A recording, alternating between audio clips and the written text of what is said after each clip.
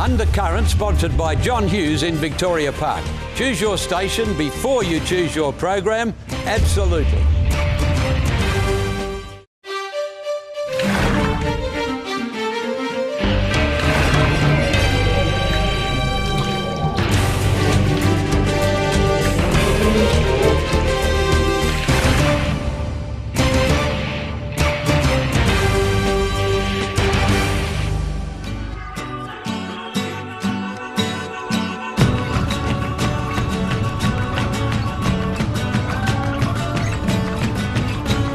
Well, hello and welcome to a brand new week of Undercurrent. I'm Christy Mollica. Well, first up on tonight's show, Fernanda Mizzen investigates the increasing incidence of our bus drivers getting speeding fines.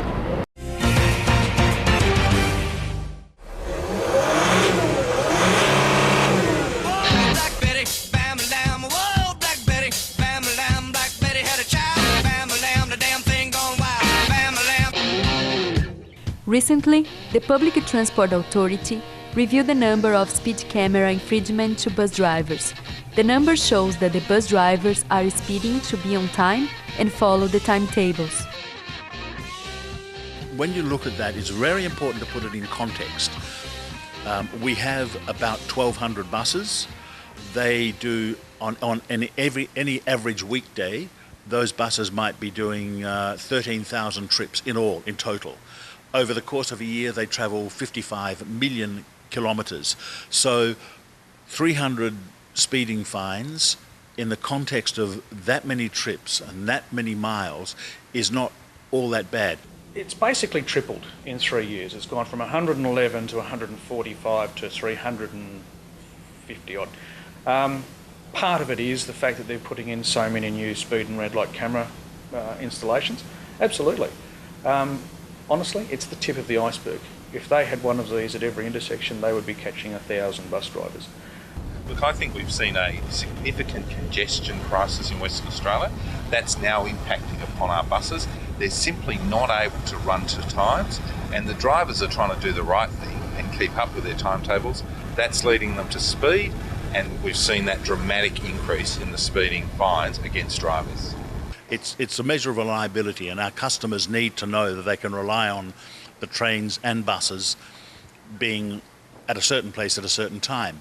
It's more of a problem with buses because buses have to travel on streets, city streets, suburban streets, where there might be traffic jams or roadworks or accidents, other things that hold them up.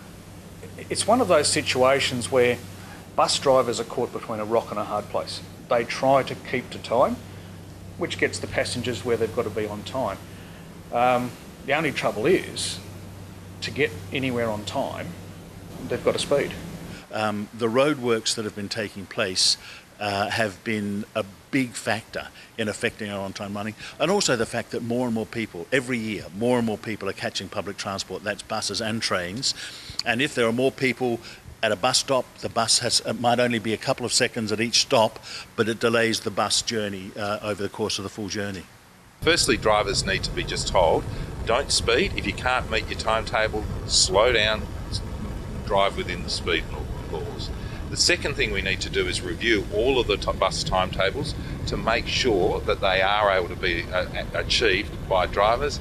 And the third thing we need to do is invest heavily in more public transport so that we reduce that level of congestion on our roads during peak times. Bus companies are paid by the kilometre, whereas bus drivers are paid by the hour. So if you can fit more kilometres into an hour, then the bus companies make more profits. It's all about money. It's all about money. The drivers do the best they can. They're either going to upset the boss or they're going to upset the passengers. Which one do I do? You get enough complaints from passengers and you're gone. Well, hopefully, as the roadworks sort themselves out and the streets become easier for our buses and traffic to move in, it will become easier. My greatest fear is that we'll have someone on a wet day thinks they're running late, will speed, and we will have, Guildford Road and East Parade, there'll be a bus goes through there and kill someone. And this isn't a 1-tonne car. This is a 12-tonne bus or 14-tonne bus with 80 to 100 people on it. Now, these are your school kids.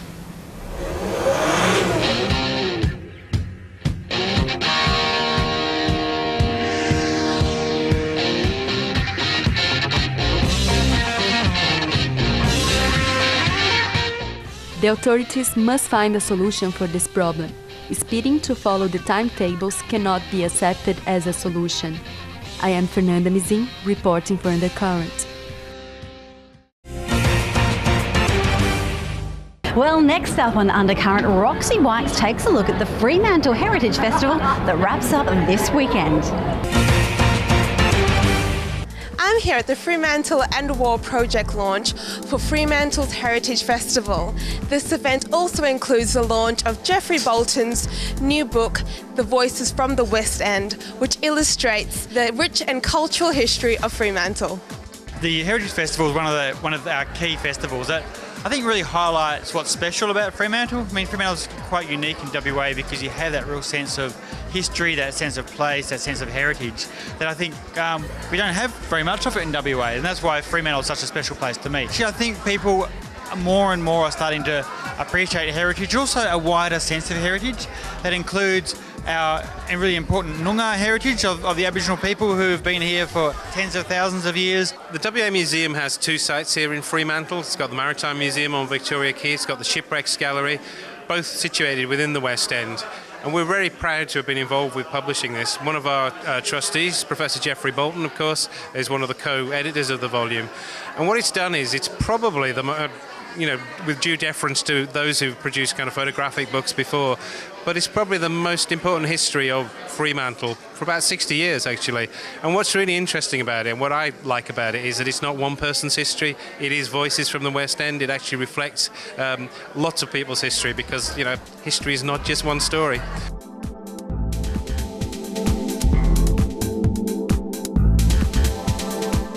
The program this year is packed with a whole range of different things, from launches of great books and websites like we've had today, through to kind of fun activities like tram tours and an amazing race looking at heritage sites, and even a drinking tour of the old working clubs in the city. So it's a really diverse program, and I think celebrates the diverse heritage that we've got. We've just last week in the state budget, we've been granted funding and a commitment from the government to build a new museum in Perth at the Cultural Centre. Now, this is something that has been on and off for maybe 20 years now, so we're really delighted that finally a government has committed to this. They put 70 million in the forward estimates towards what will eventually be a project valued at over $400 million, and it'll be quite simply the most significant museum development in the Southern Hemisphere. Well, the exhibition is made by the students from Notre Dame Fremantle, and it's really a timeline of Fremantle in wartime, starting from the Boer War and fighting for the empire right up until present-day conflicts such as Iraq and Afghanistan. It's been a brilliant learning experience for the students because they've been able to engage in permanent professional research that is now published online. It will be a standing exhibition. So a learning task that's been associated with their undergraduate degrees has now been turned to something that is, beyond something that just an examiner might mark. This has become a meaningful contribution.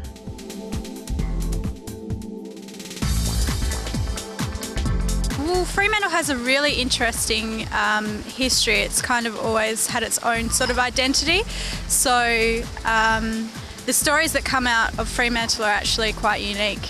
I think it's a really amazing opportunity for our students to have engaged in an extraordinary project that means a lot to the community of Fremantle, and has also been a really amazing outcome of some very successful partnerships between the students and the City of Fremantle and other archives around Australia. It's very exciting. It's been quite a deep project, and it's gone into a lot of detail with each particular image, and the benefit has paid off. Fremantle's Heritage Festival has once again highlighted the importance of the port's rich history. Roxy Wykes, Undercurrent. Well, next up, our newbie, Chelsea Hopkins-Allen, takes to the street to find out what you think about the mining industry's plans to import thousands of workers.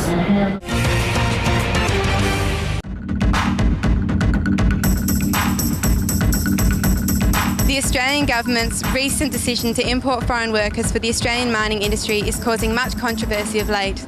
These agreements, called enterprise migration agreements, allow foreign workers to come in on a temporary working visa to work in the Australian mining industry. Do you think that mining companies should be allowed to import workers from overseas? I think in some regards, yes. I think sometimes we look too much internally for experts, and sometimes we will need to get the better person for the job, even if they are international. I'm assuming that they've probably tried within Australia. I'm hoping they would have tried the domestic market first before they went overseas, so I support it if they've tried domestically first. Yeah, but if we give the jobs to our own people, it'd be better first. Yes, I think so, because I come from France and I would like to work in the mines here. I will try. Is that your reason for coming to Perth? It's not my only reason, but I know there is some opportunities here that you cannot find in other places in Australia. No, no way.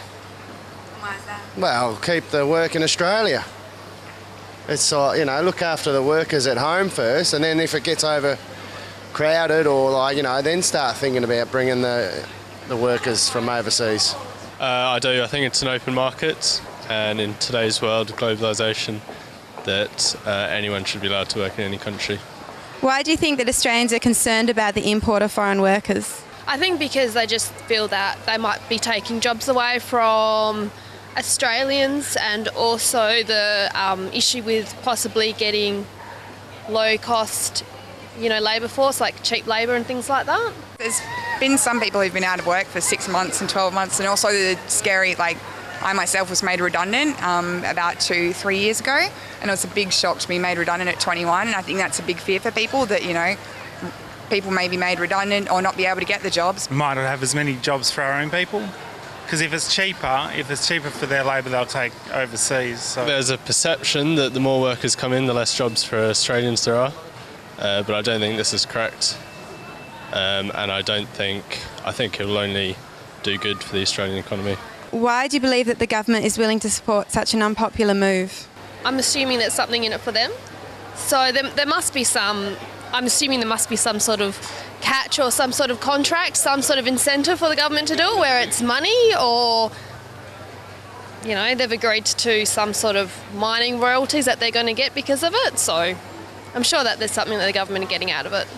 The government can see the long-term benefits of this situation, and even though it's unpopular, I think it's still the right thing to do, and I think the government have made the right decision in this situation. Maybe because it was a bit last minute, and maybe the Prime Minister didn't quite know what was going on, but obviously we can't prove that or anything. I think it's an interesting move for a Labor government, and I heard Julia Gillard say a few times last night that it's all about Australian jobs.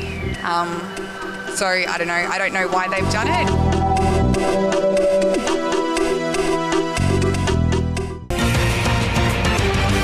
Well, if you would like to have your all-important say on those matters pressing the pulse of Perth, then you can find us in the city around about lunchtime every Tuesday. You know the drill. I'm Christy Mollick. I'll catch you for more Undercurrent after the break.